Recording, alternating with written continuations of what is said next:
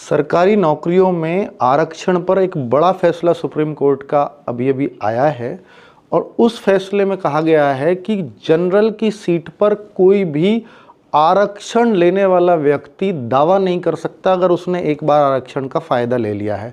फिर चाहे जनरल से ज़्यादा ही मार्क्स उसके क्यों ना हो, वो अपनी कैटेगरी की ही पोस्ट पर मतलब काउंट किया जाएगा। तो मेरे भाई ये फैसला किस तरह से है, आप देखिए। एक हाई कोर्ट का फैसला था, कर्नाटक हाई कोर्ट का।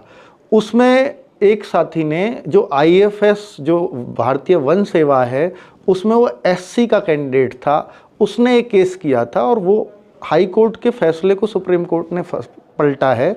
उसमें ये कहा गया है कि इसने प्री में अगर फ़ायदा ले लिया अपनी एससी कैटेगरी की वजह से, ये वहाँ क्वालिफाई हो गया मेंस के लिए, तो फिर आगे ये जनरल की सीट पर आने का हकदार नहीं होगा क्योंकि इसने एससी का फ़ायदा प्रीलिम्स पर ले लिया है।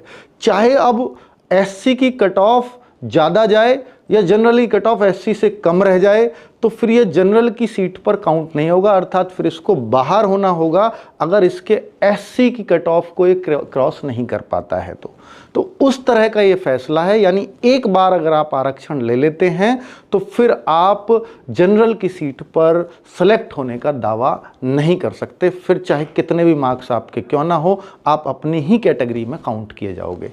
Thank you.